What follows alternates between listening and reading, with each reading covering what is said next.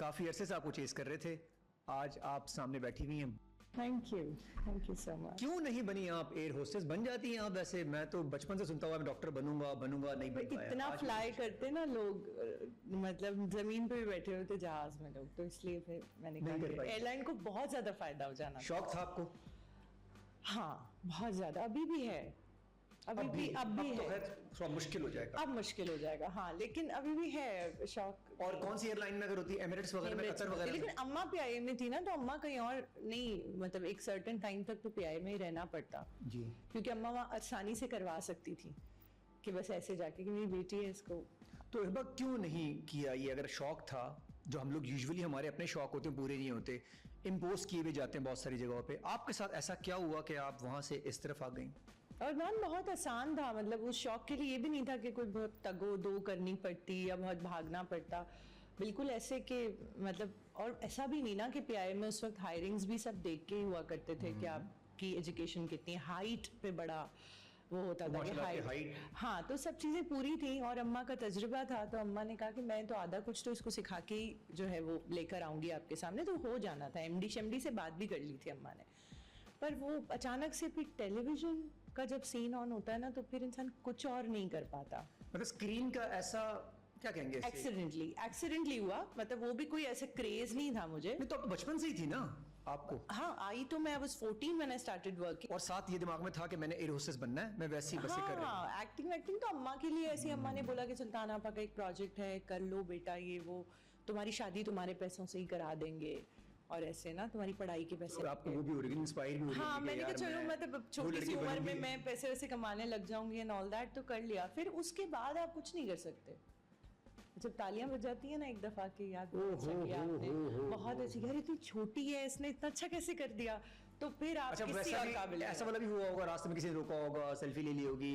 अच्छा, उस वक्त जो है ना सेल्फी वाला इतना सीन नहीं था उस वक्त। आप किस जमाने, कदीम जमाने की बातें कर रही हैं? मैं तो आपको भी समझ रहा हूँ 25-6। मैं मतलब सेल्फी वाला इतना दौर नहीं था। बहुत अच्छा आपने। नहीं, मैंने यही बोला यार, मैंने कहा इतना दौर नहीं था उस वक्त। लोग बड़े वोकल होते थे, तारीफ करते थे, इंसान होते थे, रास्तों में मिलते होंगे इधर उधर, हाथ पकड़ के थोड़ी पकड़ के रोक लेते थे, बात करते थे। अब तो सेल्फी भी नहीं बनवाते ना लोग, अब तो ये वाला सीन आ गया ना कि मैं शोएब अख्तर, तो ये भी शोएब अख्तर, तो वो भी शोएब अख्तर, तो वो भी शोएब अख्तर, सारे शोएब अख्तर है। यार ये बड़ा सीन हो गया। अब मोबाइल आने के बाद सब शोएब अख्तर है, सब इलियाना डिक्रूज, सब शाहरुख खान। वो शोएब अख्तर ने बताया था ना इस शो में कि मैं मेरे बराबर में कोई गाड़ी में सिग्नल पे थे और उन्होंने ऐसे करके मुझे देखा और कहा कि यार शोएब अख्तर जा रहे हैं। तो जैसे ही मैंने उनको नोटिस किया कि मैं भी थोड़ा सा अटेंशन लूं, तो वो खुद शोएब अख्तर बन गया चश्मा लगा के। उसके बाद उन्होंने पलट के देखा ही नहीं, शोएब भाई देखते रहे उनको, उन्होंने नहीं देखा पलट के कि आपको हम कैसे बता दें कि आप शोएब अख्तर हैं। अच्छा, क्या करना क्या चाहिए वो बताएं आपको कि आप हिबा अली खान है?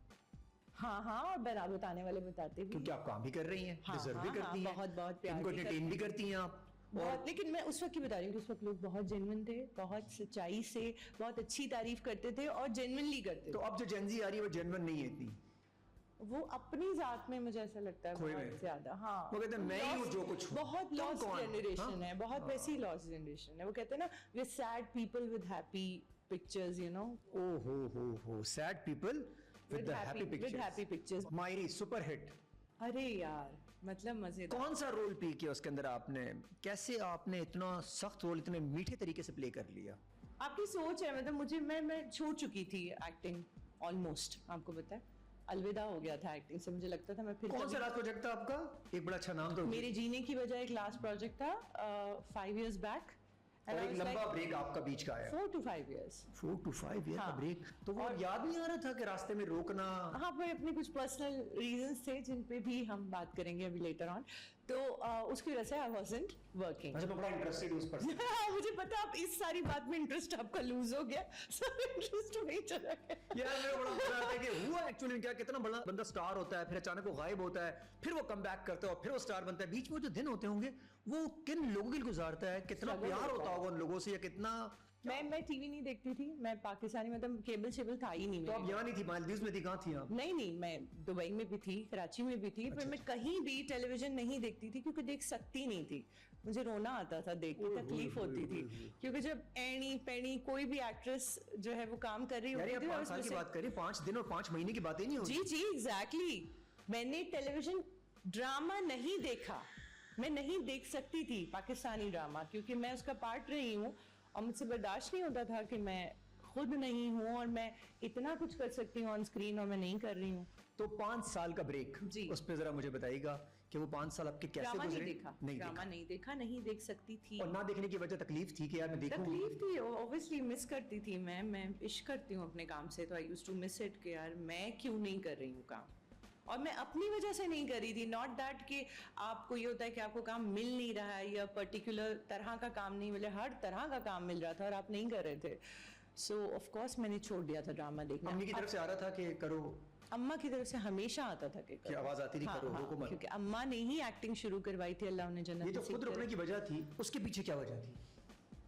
औलाद मेरी छोटी थी, हाँ, और वी बिन थ्रू, वो मैं ऑलरेडी डिस्कस भी कर चुकी हूँ, तो कोई छुपाने की बात है नहीं। उसकी स्टडी के प्रॉब्लम्स थे, डिवोर्स के इश्यूज थे, तो मुझे नहीं लगा कि मैं मेंटली 100% अपने काम को उस वक्त दे सकती थी। और ये फील नहीं हो रहा था कि दिन जा रहे हैं मेरे, ये टाइम जा रहा है? नहीं, मैं नाइंसाफी फिर भी नहीं कर सकती, भले कुछ चला जाए, भले शख्स चला जाए, भले काम चला जाए, भले वक्त चला जाए, नाइंसाफी वो। बेटा माशाल्लाह आपका? हाँ माशाल्लाह बेटा। कितनी एज है उनकी? अब माशाल्लाह 12 साल के हैं। एक्सीलेंट। तो कहते हैं ना रेज योर सन वेल। हाँ, तो आप बेटे की ऐसी तरबियत कर रही हैं, कल जो बड़ा होके वो एक अच्छा हस्बैंड बन सके। इंशाल्लाह इंशाल्लाह इंशाल्लाह। और आप देखें कि एक काम जो 12 घंटे पे मुश्तमिल है, उसमें आप एक बच्चा भी पाल लेंगे और 12 घंटे शूट पे भी रह लेंगे। ये उनके साथ तो शायद हो सकता होगा जिनकी 4 बहनें होंगी पीछे संभालने के लिए, या कोई बहुत प्रॉपर अटेंड करने के लिए होगा। मेरे पास अनफॉर्चुनेटली नहीं था, जहाँ इतना सब कुछ था वहाँ ये नहीं था। तो मुझे लगा कि नहीं, और साइकोलॉजिकली मुझे ये फीलिंग थी कि मैंने खुद एक ऐसा बचपन देखा था जिसमें अम्मा अवे थी, फ्लाइट्स पे थी। You getting what I am saying? अम्मा 12-12 दिन लंदन होती थी, 12-12 दिन इधर उधर आगे पीछे। तो मुझे ऐसा लगता था कि बच्चे को मैं चाहिए हूँ, बचपन मेरे साथ गुजरेगा, अदरवाइज ट्रबल्स हो जाएंगे। तो कुछ तो कॉम्प्रोमाइज करना था। जहन में था कि मेरे साथ कहीं थोड़ा सा तो मैं नहीं होने दूंगी यहाँ पर। हाँ, नहीं होने दूंगी। एटलीस्ट एक पेरेंट रह गया है बच्चे के पास, तो वो भी नहीं होगा, तो पीछे फिर मेड्स पे। और तो आपने अपने करियर पे कॉम्प्रोमाइज किया बच्चों के लिए? मैंने ड्रॉर खोला, उसमें एक पोटली बनाई अपने ख्वाबों की, वो रखी, ड्रॉर बंद किया और पहले माँ का किरदार अदा किया। उसके बाद फिर ओह गॉड, ये बहुत मुश्किल था। देखती तो होंगी ना कि सब कुछ मैंने बंद करके रखा हुआ है, किसी के लिए रखा हुआ है? रोज देखती थी पुराने अपने ड्रामाज उठा उठा के देखती थी, उनके क्लिप्स निकालती थी और इंस्टा पे डाल देती थी, जस्ट फॉर दैट, क्योंकि कर तो रही नहीं थी कुछ, तो पुराना निकाल के डाल देती थी, just because I was missing it. और फिर अचानक आप बिलीव करें कि जब मुझे ऐसा लगा कि Ryan is grown up enough to ask for food और खाना पीना, वो अपना और एक सेटअप क्रिएट कर दिया उसके लिए, ऐसा कि मेड्स हैं प्रॉपर, घर में लोग हैं, एक आंटी हैं, उनको रख लिया to take care of him. तो जब ये सब हो गया तो one fine day I thought यार काम करना है and all that. I just got a call, I think after 2 days of that manifestation, कि हिबा वो एक प्रोजेक्ट है और उसमें तुम्हारा नाम दिया। वन ऑफ माय फ्रेंड, जिसने कॉल किया उसको पता होगा कि आप 5 साल से 4 साल से काम नहीं कर रही थी, Paras Masroor, if you know him, he is an actor. He called me, he said यार तेरा नाम दिया है आगे एक प्रोडक्शन हाउस में और देख लेना अगर कैरेक्टर समझ में। मैंने कहा मैं काम नहीं कर रही हूँ पारस, तुझे पता है and all that. He is like बात करके देख लेना।